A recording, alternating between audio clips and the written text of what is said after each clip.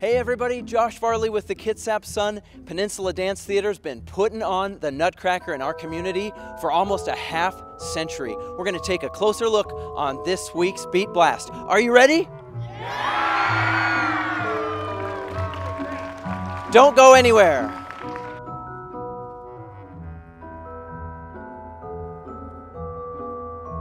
Welcome back to this edition of the Beat Blast, sponsored by the Admiral Theater. Story number one today, as you can see, we are at Bremerton's Performing Arts Center, and it's time once again for the Nutcracker. Peninsula Dance Theater's been producing the Nutcracker for 44 productions now. It goes back a long way in our community, and there's some brand new costumes to go with on this very special performance.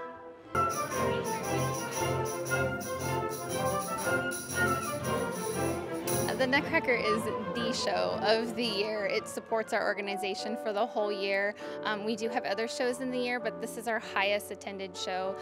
This theater seats about 1,200, and we sell out on Sundays. So there's a large part of the community that comes in and supports our organization. And I think it's really just the tradition of coming in, and it starts everybody's holidays.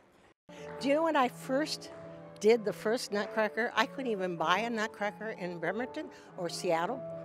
I had to buy them from New York. Now everybody's doing Nutcracker.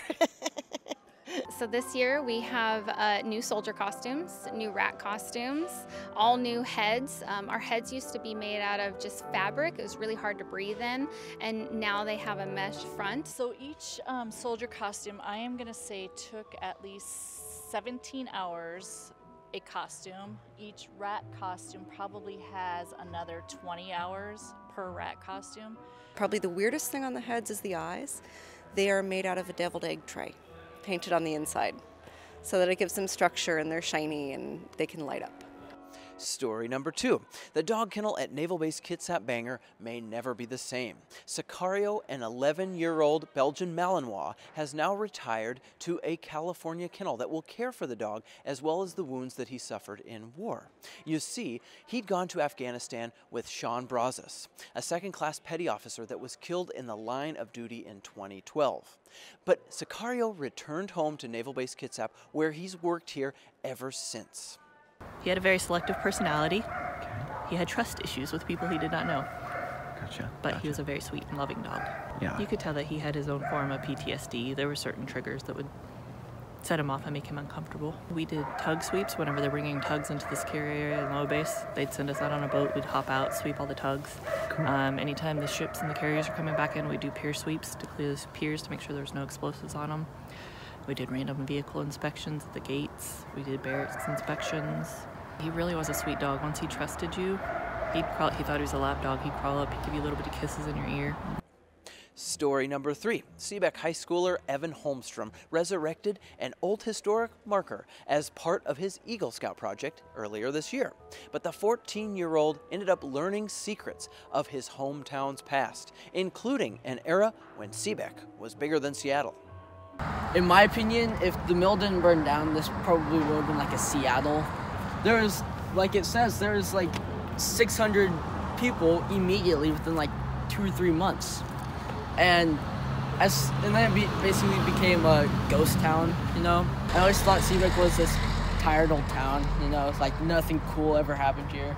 And then I kind of looked at this, and then I had to do a project about it, and kind of opened my eyes to see that this is probably one of the best towns in Washington. Story number four. You might think that directing fighter jets around an aircraft carrier wouldn't be that similar to driving a recycling truck. But Taylor Kraus is here to tell you that they are more similar than you might think. I spent some time with Taylor, a waste management recycling truck driver, on her route in South Kitsap recently. In a former life, I was Navy. I went and did 5 years active duty, worked on the flight deck. There's a big difference, but they're definitely a lot alike with the danger and the, you know, keeping your head in a swivel constantly. You know, how a pilot is driving and I'm directing him in the military. With this, I'm actually in the driver's seat, driving it, directing it, moving it around. I'm used to kind of being one of the only females with being in the military and working at my job. No, I honestly, I really enjoy it. It's exciting. I mean, I love all of my coworkers. Everybody's super wonderful. And finally, what's on tap for your weekend? Sponsored by Silver City Brewery Tap Room.